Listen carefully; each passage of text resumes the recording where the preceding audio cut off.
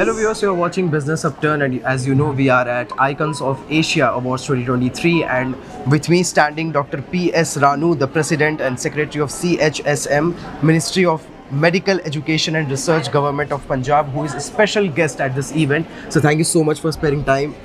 So my first question to you is how you see efforts like Icons of India Awards in boosting women and their initiatives in the field of entrepreneurship. Namaskar. So being an Indian, so I'll try to speak in Hindi.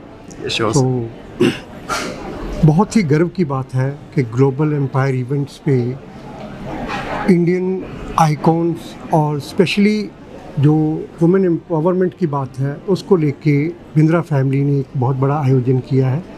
ये अक्सर ऐसे आयोजन करते रहते हैं, तो मैं इनको बधाई देता हूँ। ये एक तरह की हौसला अफजाई होती है उन लोगों की जो समाज में एक ऐसा कार्य करते हैं जिन्हें आगे बढ़ाने के लिए, एक रोल मॉडल बनने के लिए एक इंस्पिरेशन की ज़रूरत होती है।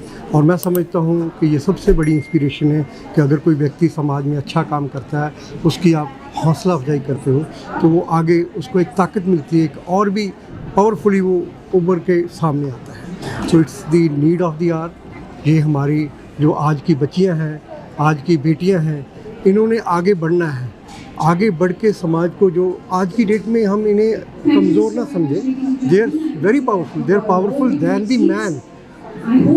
बेशक ये फिज़िकली मैन से कमज़ोर हो, लेकिन जो मेंटल मॉरल सपोर्ट ये परिवार में देती है वो शायद मैं समझता हूँ कि कोई और व्यक्ति नहीं दे सकता। सो बेटियाँ, बहुएँ, आपकी माँ, आपकी घरवाली, ये जो आपकी ताकत बन के आगे आपको पहुंचने में मदद करती हैं, तो ये इनका कोई मुकाबला ही नहीं है। तो इसीलिए मैं आज के इस इवेंट पे सभी को बधाई देता हूँ।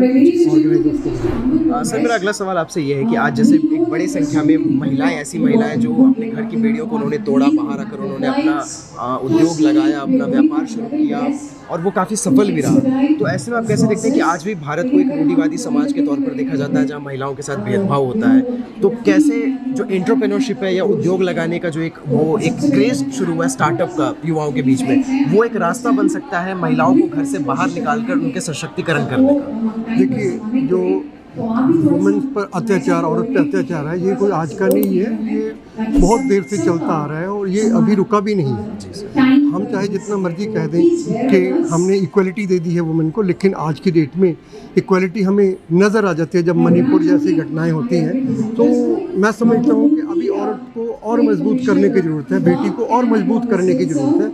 और ये ऐसे इवेंट्स जो आप कर रहे हैं, इन इवेंट्स के साथ नारी को शक्ति मिलती है। नारी शक्ति जो है वो अपने आप देश की शक्ति बनेगी, और नारी शक्ति को प्रैक्टिकली इम्प्लीमेंट करना हमारा फ़र्ज़ बनता है, और प्रैक्टिकली तभी इम्प्लीमेंट होगी जब ऐसा हम अवेयरनेस प्रोग्राम्स करते हैं। जी सर, अब मेरा आखिरी सवाल आपसे ये है, इस साल भारत G20 की अध्यक्षता कर रहा है, भारत G20 की अध्यक्षता कर रहा है, और साथ ही में कहा जाता है कि भारत एक ग्लोबल सुपर पावर बनेगा या फिर जो हमारी अर्थव्यवस्था है वो आगे बढ़ेगी। ऐसे में इसमें महिलाओं की क्या भूमिका होगी और महिलाओं का एंटरप्रेन्योर बनना ये कितना ज़्यादा ज़रूरी है अर्थव्यवस्था के लिए? देखो, अर्थव्यवस्था, देश को चलाना, घर को चलाना एक बराबर है।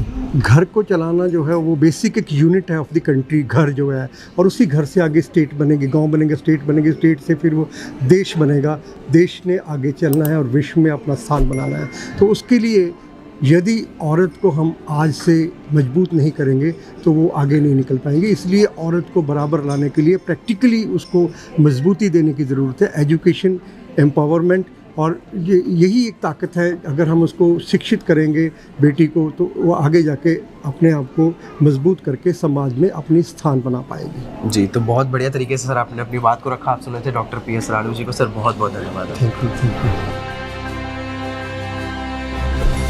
Subscribe to our channel